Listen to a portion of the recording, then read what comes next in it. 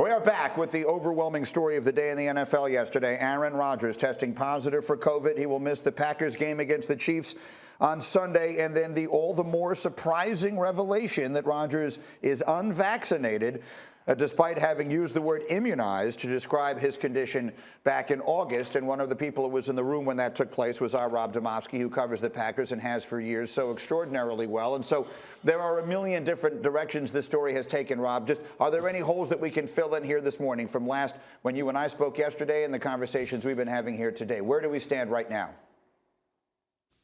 Well, the situation is this, Greeny. Rodgers is in the Zoom meetings with the team, so it's not like he's completely away. Aaron Jones, the running back, mentioned that yesterday, that Rodgers still has been involved. But his earliest he could come back, 10 days. That's the day before the Seahawks game. So does he come back on a Saturday?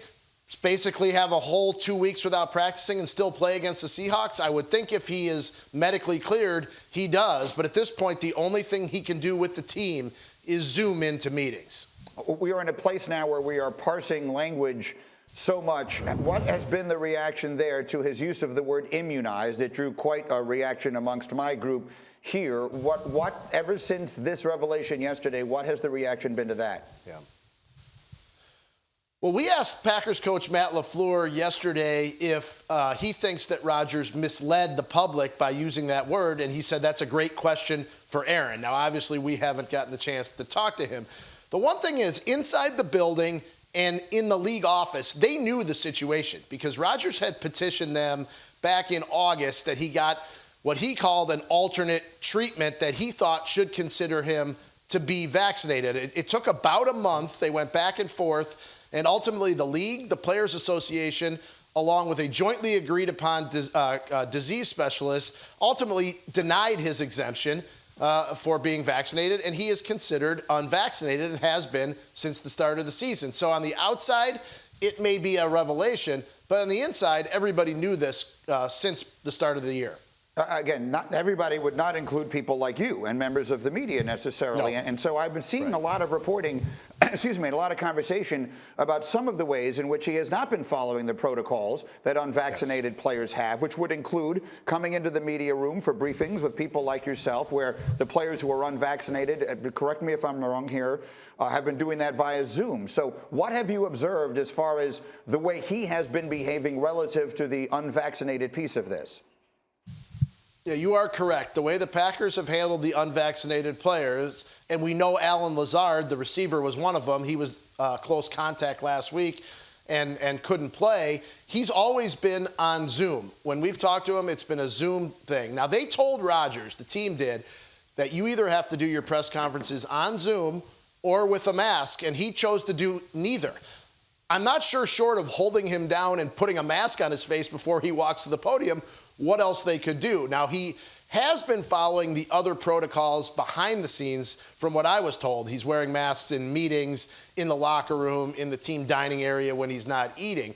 But from the public-facing position, he has not. And that, combined with his use of the word immunized, almost makes it seem like he was trying to hide that publicly. Yes, and I think using the word almost in that is actually being quite kind to him. If you can sit there a minute, please do, Demovsky, because Bart is like ready to jump out of his chair. So if we could, Chrissy, come. Okay. Bart, what is your reaction to that? Because I just can't believe that he's going to not do it publicly. I understand he wants to have the public perception that he's vaccinated, but you mean to tell me that he hasn't been walking around without a mask on, without the building, where he feels free in the locker room amongst his teammates? That's absurd. I mean, that doesn't make any sense. And I think, the NFL is going to have to get that surveillance video to see the common areas, to see if they're telling the truth, because you clearly can't get a straight answer from the Green Bay Packers. That's something that Darlington brought up. Rob, if he's still there, let me come back to Demovsky. That is something that Darlington brought up earlier, that in previous cases where there's been some question as to whether they have followed this protocol, the league has demanded security cameras and things like that to see what's been going on. What, if anything, do we know about a league investigation here? Well, the league put out a statement yesterday that said they're looking into the matter. They said that the original enforcement always resides with the club, with the team. And if they don't handle it, that's when they step in. Now, the interesting thing is, Matt LaFleur, when we asked him yesterday if Rodgers has been following the protocols in the building, He said yes, and we've got cameras. So he knows that they have cameras, and he knows there's video. He must feel pretty comfortable that Rodgers is following them at least in the areas outside of the press conference room. Otherwise, I'm not sure why he would just volunteer that, hey, we have cameras, we have the video. And then one more thing that I can think of for you, Rob, and that is we've showed video all morning long here on our show of Aaron Rodgers during games, on the sideline, without a mask, after games, greeting other players. We have this video of him with Kyler Murray that we'll show you here in a second, and all of that, talking to other players. And I don't know what everyone does and doesn't know about his vaccination status before yesterday, but what, if anything, can you tell us about that relative to what the protocols are for players? Yeah, we checked with the league on that yesterday, Greeny, and it appears he's in compliance there. The only players that have to wear masks on the sideline or anywhere on the field are players who are inactive for that game. Players who are active do not have to wear a mask on the sidelines or anywhere in the field, according to what the league told me yesterday. Okay, I think that's a really important piece to clear up here. All right, and then very quickly, almost an afterthought, the game on Sunday. Oh, by the way, against Patrick Mahomes and the Kansas City Chiefs, this is how Jordan Love gets his first career start. What are you hearing from inside the building? Well, we asked Matt LaFleur how ready Jordan Love is, and he said, well, we'll see, right? But here's an interesting comparison, and I wrote about this morning on ESPN.com. Rodgers got his first real shot to play in his third year. Now, he came off the bench. It was a game in Dallas in 2007. Favre got hurt early. The Packers were down big.